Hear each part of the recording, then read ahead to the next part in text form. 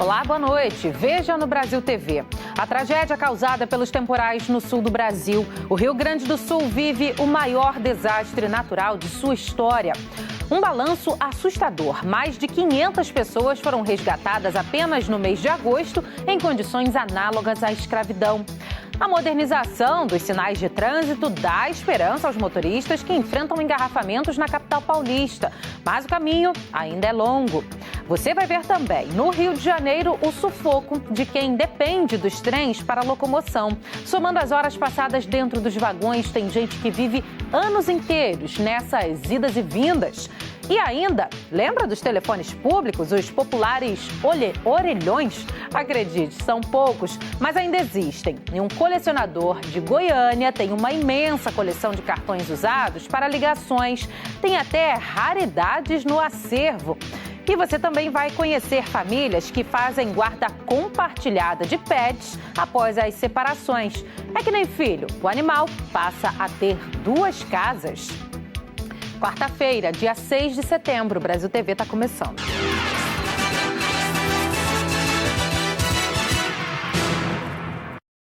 O Rio Grande do Sul vive o maior desastre natural da história do estado. O repórter Juliano Castro mostra a situação. O entulho pendurado nos fios de energia elétrica em Mussum mostra até onde a água chegou. 80% das ruas da cidade foram tomadas pela enchente. O que sobrou foi muita lama que cobriu carros, móveis e eletrodomésticos. A dona Arlete relembrou hoje os momentos de terror que viveu com a família. O rio, ele estava aqui embaixo, era correnteza muito grande, desesperador. E nós rezamos para não subir acima as pessoas. Aqui salvamos essas 2 pessoas aqui que estavam se afogando. As imagens do município de Roca Salles também são impressionantes. Os moradores caminham em meio aos escombros. Na Serra Gaúcha, mais de 250 pessoas ainda estão fora de casa no município de Santa Teresa, que foi um dos mais atingidos na região. A cidade tem pouco mais de 1.700 habitantes e, para onde se olha, há muita destruição. Hoje fez sol, a água baixou e os moradores puderam limpar as casas e avaliar os estragos. Agora é olhar o que sobrou, o que dá para recuperar e o resto tentar conseguir de novo. Morava eu, meus 3 filhos, o meu marido e a minha sogra. Não sobrou nada. Móveis, a casa está caindo também. Não tem mais nada. Uma destruição total. Um aperto no coração. A gente precisa de abraços. A gente precisa de abraços. As minhas vizinhas, e elas têm idade, gente. Elas têm 85 anos. E a gente olha uma casa, as casas estão aí. O sentimento é de... sei, porque as perdas materiais, sei lá, mas elas... é uma história, é uma vida, é a vida delas. Em Linha Alcântara, a Defesa Civil estima que pelo menos 40 casas tenham sido levadas pela água. A casa do seu Olir foi uma delas. Aqui era a porta, e aqui era que tinha fogão campeiro, aqui era a cozinha, e aqui desse lado aqui era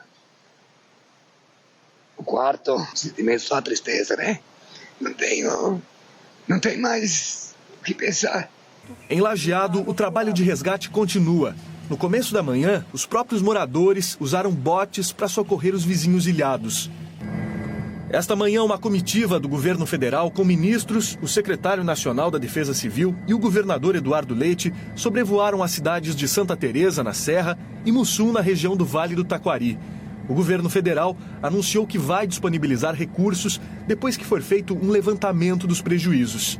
Nesse momento, todo o nosso esforço é um esforço de socorro, é salvar vidas, é ação emergencial, e é com esse intuito que nós estamos aqui. Né?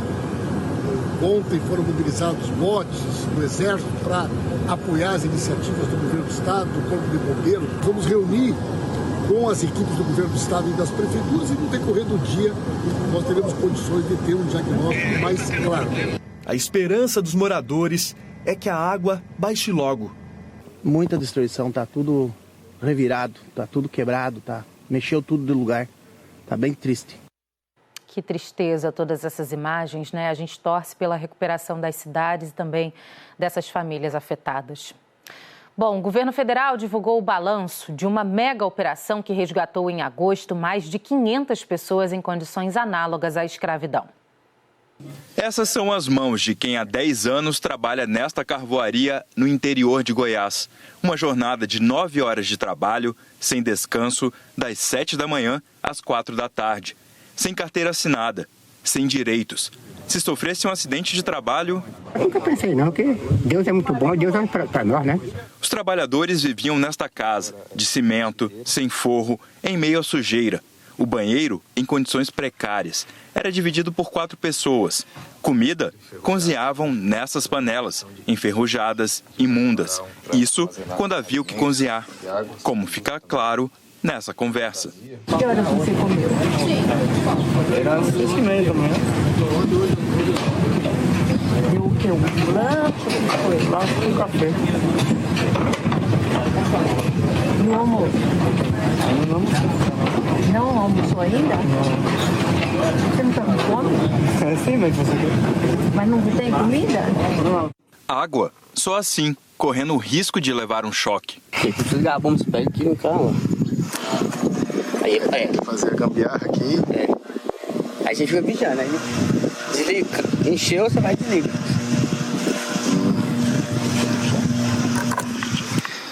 E se der um choque aí, como é que faz? Uai, aí na misericórdia de Deus, né? Casos como esses, que seguem ocorrendo em 2023, motivaram uma operação conjunta do Ministério do Trabalho, Ministério Público do Trabalho, Ministério Público Federal, Defensoria Pública da União, Polícia Federal e Polícia Rodoviária Federal. A operação, realizada em agosto, resgatou 532 trabalhadores em situação semelhante à escravidão. Foram feitos resgates em 15 estados. O maior número de casos ocorreu em Minas Gerais, seguido de Goiás, São Paulo, Piauí e Maranhão. A maior parte dos resgates ocorreu na área rural, em locais de cultivo de café e alho, por exemplo.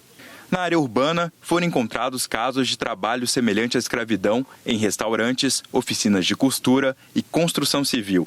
Ao longo do ano, mais de 2.000 trabalhadores já foram resgatados, o que confirma a necessidade de novas operações até uma solução definitiva, o fim do trabalho em condições semelhantes à escravidão. Não é possível que a gente continue tendo instituições, empresas, pessoas físicas que coloque um ser humano, um próximo sujeito ao trabalho análogo à escravidão. Isso é uma agressão aos direitos humanos, isso é inaceitável. Nós precisamos dar um basta nisso. Uma falta de humanidade, né? Bom, a troca de sinais de trânsito dá esperança aos motoristas que enfrentam engarrafamentos diários na capital paulista. Semáforos inteligentes estão sendo instalados no lugar dos tradicionais, mas a modernização do sistema enfrenta um problema adicional, o furto de cabos. A repórter Ana Paula Campos mostra como esse trabalho está sendo feito. A mudança que se vê nas ruas de São Paulo ainda é discreta. São 16 novos semáforos numa cidade com quase 7.000, regulando o vai e vem dos veículos. E dependendo do horário, abrindo e fechando sem que ninguém consiga sair do lugar. É desesperador, porque hoje a gente anda numa quilometragem de 5, 6 quilômetros, você leva mais de 1 hora às vezes. A esperança para destravar esse nó está na tecnologia. Em 3 anos, quase 40% dos semáforos da capital paulista devem ser como esses, inteligentes. Eles estão sendo instalados no chamado Centro Expandido, a área com um tráfego mais intenso. A câmera instalada nos cruzamentos conta a quantidade de veículos que passam e, em tempo real, transforma essas informações em dados. É o algoritmo do sistema que ajusta o tempo do ciclo completo, do verde ao vermelho. Se o trânsito começar a travar, os semáforos ficam abertos por mais tempo. É automático. Então ele entende que há um tráfego maior em determinada via, ele já altera o verde, coloca mais verde para que você não tenha uma retenção longa de carros. E isso também ele avisa os próximos semáforos. Então ele entende que vai ter um trânsito naquele onde ele está operando, ele já avisa o próximo, avisa o outro, pensando no fluxo daquele trânsito. Mas para que esse sistema de fato melhore a vida dos motoristas, é preciso que o semáforo esteja funcionando. E isso é um grande desafio numa cidade que no ano passado registrou mais de 6 mil roubos e furtos de fios de sinais de trânsito por causa do interesse no cobre. Para tentar evitar esse problema, a empresa está instalando os novos semáforos com fios de alumínio, mais baratos e menos duráveis, mas que não devem atrair tanto os ladrões. Essa tecnologia já está sendo usada em outras cidades. Em Fortaleza, os sensores estão no asfalto. Eles contam os veículos e deixam os semáforos mais tempo no verde, onde o fluxo é maior. Quando você pega a faixa de 50 km, que é o que a via permite, você consegue fluir melhor. Já quando é no horário do pico, aí já complica um pouquinho. São José dos Campos, no interior de São Paulo, tem 83 cruzamentos com semáforos inteligentes. Mas tem motorista que não está muito satisfeito, não. A gente acabou de passar ali, já para aqui, depois, às vezes, se demorar muito, tem que parar na frente também. Na capital paulista, a tecnologia vai passar por uma prova de fogo. Eu falo que não tem horário de pico em São Paulo, né? Para mim, são 12, 14 horas de trânsito, né? No Distrito Federal, uma pesquisa revelou que 50% dos passageiros evitam andar de ônibus sempre que podem. O motivo? Eles têm medo. Entenda o que está acontecendo com a repórter Isabela Mello. A pesquisa do Observa DF entrevistou 1.001 pessoas com o objetivo de entender a percepção da população com relação à criminalidade e segurança pública no Distrito Federal. No transporte público, as ocorrências vão de importunação sexual a roubos. A Marina é estudante e foi assaltada durante o dia. Se antes eu andava com medo, agora eu ando com mais medo ainda. Eu estava descendo, como de costume, do ônibus com a minha mochila na frente e desceram comigo 2 homens e mais algumas pessoas desse ônibus. E um deles me empurrou e puxou minha mochila. Eles não conseguiram levar minha mochila toda, mas foi tudo muito rápido. Foi o tempo deles abrirem direitinho no bolso que estava meu celular e levaram. E não é só a Marina que tem histórias de violência no transporte público. O Valnean foi assaltado 2 vezes. Eu chegando de bicicleta, que eu vim pedalando, eu vim pegar o metrô, passando de bicicleta, enfiaram a mão na minha bolsa e puxaram meu telefone. E meu telefone estava ligado no Bluetooth, eu senti a distância crescendo. E eu fiquei rodando, apareceu um policial para me socorrer. Com 1 semana, eu vim para poder levar o BO na loja, para recuperar o telefone que eu tinha seguro, roubaram minha carteira. A dona Maria também já sofreu uma tentativa de assalto aqui na rodoviária. Eu estava aqui no ponto, né, e o moleque veio aqui, ó. Puxou aqui minha bolsa, ainda bem que eu segurei, não deu tempo, assim, não fui totalmente assaltada, mas teve uma, como se diz, tentativa, né? Porque ele puxou minha bolsa, mas ainda bem que deu tempo eu segurar, aí não conseguiu, né? De acordo com dados da Secretaria de Segurança Pública do Distrito Federal, houve uma redução de 34,51% no índice de roubos em transporte coletivo no Distrito Federal. De janeiro a julho de 2023, foram 315 ocorrências registradas, enquanto de janeiro a julho de 2022, 481 registros foram feitos. A taxa de incidência de roubo em coletivo, por exemplo, ela baixou de 33 para 23 ocorrências a cada 100 mil habitantes. Essa queda foi ainda mais importante nas áreas mais pobres da cidade. Ela baixou de 70 para 30. Em que pese a melhora nesses indicadores, ainda há bastante desigualdade. E nas áreas mais pobres, especialmente, os índices, mesmo melhorando, ainda são relativamente altos. E quem depende do transporte público acaba dando o seu jeito para não entrar nas estatísticas da violência. Eu agarro a mochila, eu fico com o celular na mão, não tem como deixar de bandeira. E quando a gente entra, a gente tem que entregar nas mãos de Deus, né? Para proteger a gente, né? As mulheres tendem a não diminuir esse medo. Elas continuam prejudicadas, inclusive financeiramente, para melhorar a sua proteção, mesmo adotando medidas como alterar os seus compromissos e atividades para horários mais seguros, transferindo a sua rotina escolar e até de trabalho para que transitem em locais com mais proteção e até considerar uma possibilidade de mudança de endereço. Quem anda de trem no Rio de Janeiro sabe o sufoco que isso representa nos horários de pico. O repórter Chico Regueira fez a conta e mostra que muitas pessoas chegam a passar anos inteiros dentro dos vagões quando as horas do transporte são somadas. Momentos de sacrifício em composições lotadas e sujeitas a atrasos. Patrícia trabalha no centro do Rio, mas tem licença por motivos de saúde. Ela tem um problema no joelho e agora vai para uma consulta médica. E na estação não tem escada rolante? Escada rolante? Em Japeri, isso existe? Não existe, não.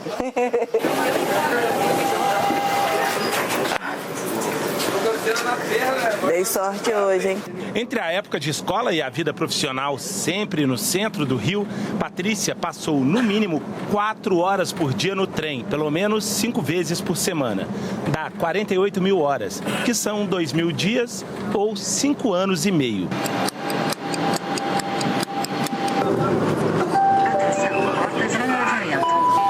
Tem onde colocar o pé? Não, por enquanto está um pé em cima do outro. Estou quase aqui, a moça está me escorando aqui, ó. E você, moça? Eu tô espremida. Isso não existe. O engraçado é que quando tem eventos, futebol, algo especial, o trem funciona que é uma beleza. São trens expressos, mais trens especiais. E eles falam, tem trem especial para você ir pro jogo, para isso, mas todo dia a gente trabalhar esse caos aqui. Vai conseguir descer aí? Todo dia é essa luta. Quando tu chega perto da porta, o trem, pum, fecha a porta, vai embora, tem que soltar na outra estação. Não, ali tá, mochila, tira a mochila, 3 ou 4 sentadas já. Aqui é, como muita gente diz, um mundo cão. E a gente não consegue às vezes, a gente chega atrasado, a gente às vezes perde emprego por causa de um transporte desse. Já perdeu emprego? Já. A causa da demissão foi qual? Foi diversos atrasos da Supervia, sempre quebrava trem, Supervia sempre atrasava. Eu chegava às vezes em cima do horário ou então 5 minutos depois e acabava. O chefe mandava, ó, não dá mais. Ah, mas mandava embora. Alguém aqui já passou por isso também? Todo mundo. Todo mundo. Vagão feminino, cheio de homem entrando. São 6 horas da tarde, a porta do trem acaba de fechar. Esse é o vagão feminino, de 6 às 9. Devia ter só mulheres aqui, mas como vocês viram, tá cheio de homens.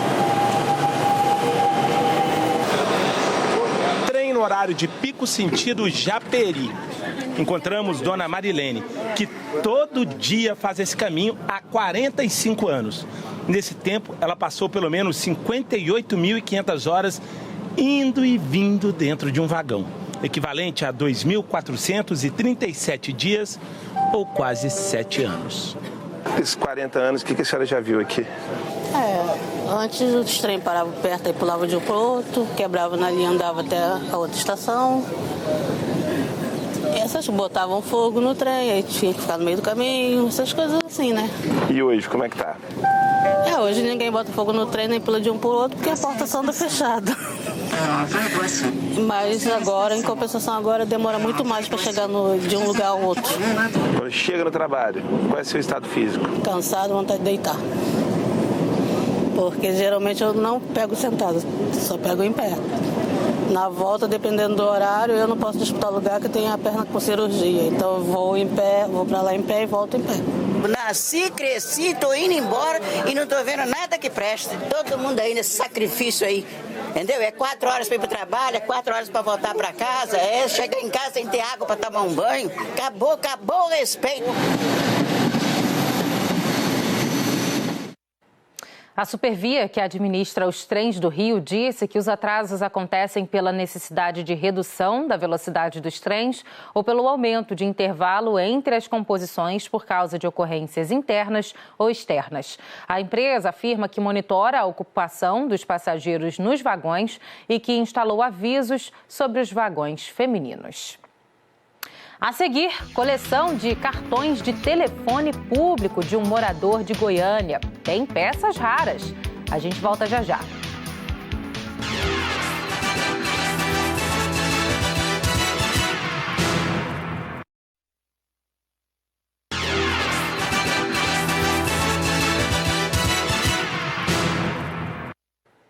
Na Na era dos celulares, os telefones públicos, chamados de orelhões, ficaram em segundo plano. São pouco usados e, geralmente, só em caso de emergência. Mas o morador de Goiânia tem uma coleção gigantesca de cartões que eram usados para fazer as ligações. A repórter Camila Faraco mostra. O Rômulo ganhou os primeiros cartões quando ainda era criança. Meus pais compravam, né, para fazer ligação com a família. Aí quando acabava a unidade, eu ia pegando, guardando. Quase 30 anos depois, a coleção aumentou. Já são mais de 2.000 cartões telefônicos organizados em caixas e álbuns. Cada um tem uma história. Esse aqui é o que eu gosto mais, do Pokémon. Os planetas, Mercúrio, Plutão, Vênus, Urano. Esses são os mais antigos, da Copa do Mundo de 1998. Relíquias que a nova geração nunca ouviu falar. Outro dia, uns crianças de 14 anos para menos, eu mostrei para eles ficou assim olhando e perguntou: o que é isso? Para que serve? Hoje em dia é raro de encontrar um. Geralmente eles estão perto de escolas, unidades de saúde, parques e praças. E os poucos que sobraram estão em péssimo estado de conservação ou nem funcionam mais. Mas antes da era dos celulares, os orelhões eram fundamentais para a comunicação. Dona Esther, mãe do Rômulo, lembra bem dessa época. Quando ficha e quando cartão. Mas na época de ficha ele não tinha nascido ainda, né? Muita fila, né? Chuva também. Às vezes as pessoas ficavam nervosas da fila, dava confusão. Mas dava certo, né? Era o único meio de comunicação, né? O Brasil tem atualmente 144 mil orelhões e apenas 85 mil estão em funcionamento, segundo a Anatel. É feita em média uma ligação por dia em cada um deles. Cartões telefônicos ainda são vendidos em bancas de revista. Mesmo com a facilidade do celular, não há motivo para abandonar o telefone público, principalmente em casos de emergência e ligações a cobrar, em que basta discar o 9090 antes do número. Cada vez mais, os tutores de animais domésticos conseguem deixar claro que eles fazem parte da família. Com isso, tem sido muito comum a guarda compartilhada dos pets quando os casais se separam. E assim como acontece com os filhos humanos, o melhor é tentar um acordo que favoreça ambas as partes. O repórter Hugo Evaristo mostra situações curiosas. Em cada canto do apartamento em Águas Claras, a Ana mostra que a filha única deixa a sua marca. Nas cadeiras, no pé da cama, nas portas. Por aqui, tudo fica sempre preparado para receber a Lasca, uma gatinha de 4 anos. Mas cadê sua filha? Tá na casa da outra mãe dela, minha ex-namorada. Ela tem 2 casas? Tem 2 casas. A Ana explica que esse esquema de guarda compartilhada foi acertado com a ex-companheira, que também é tutora do bichinho. Tudo organizado para que a gatinha esteja sempre presente na vida das duas. A gente se adapta muito ao calendário de cada uma. Por exemplo, agora eu passei um mês basicamente em Anápolis a trabalho e aí ela ficou lá na casa da Alice. Mas hoje ela já acostumou bem, não tem mais tanto estresse, nem no transporte, que era um problema, né? Ela não gostava muito, nem na readaptação, assim, ela tá bem mais sociável, inclusive. Na Asa Norte é a Gal que ganhou um segundo lar. A cadelinha vivia com as irmãs gêmeas Bárbara e Beatriz, que moravam juntas. Mas a Bárbara se mudou. Aí a cachorrinha ganhou um irmão de estimação, o Zé. Então a gente vai variando. Às vezes ela precisa sair, a Gal, para não ficar sozinha, ela deixa aqui também, porque tem a companhia do irmãozinho dela. Então a gente vai combinando mais ou menos assim. Por enquanto tá bem tranquilo, a gente está começando essa experiência agora da guarda compartilhada, mas não tenho nada a reclamar. Ainda mais que a gente está morando perto, né? Então facilita. Mas nem toda separação dos tutores, ou seja, dos donos dos animais, termina em uma solução amigável entre as partes. Aí, em alguns casos, a posse do animal vira caso de justiça. Em uma decisão recente, a Justiça do DF manteve a posse de um cachorro com a mulher que se separou do namorado após diversos conflitos. O casal chegou a dividir a criação do animal, mas o combinado foi desfeito quando a mulher ganhou uma medida protetiva contra o ex-companheiro. Nessa decisão, o colegiado do Tribunal de Justiça explica que no direito brasileiro, os animais são classificados como coisas e que a relação entre tutor e animal deve ser regida pelo Código Civil, uma vez que não existe uma legislação específica sobre esse tema. A vice-presidente da Comissão de Direito dos Animais da UABDF afirma que a guarda compartilhada é uma solução cada vez mais adotada entre as famílias. E é uma realidade social, né? Hoje nós temos aí várias famílias formadas por humanos e não humanos, né? Muitos casais optam por não ter filhos humanos e acabam adotando um animal. Então, o direito precisa evoluir junto com os anseios da sociedade. Muitos tribunais já vêm entendendo que o animal é um ser senciente e é um ser sujeito de direito. Então, ele não pode ser tratado como objeto. A Gabriela encontrou a fórmula perfeita para a boa convivência. Depois de 9 anos casada, sabe compartilhar bem o Charlie e a Punk com o ex-marido. Não tem horário definido, não tem dia definido, vai indo de acordo com o dia a dia. Foi natural, nunca foi nenhuma pauta, uma discussão, nada, foi indo. O Brasil TV fica por aqui. Outras notícias logo mais no Jornal Nacional, às 8h30 da noite, hora de Brasília. Uma ótima noite para você e um bom feriado.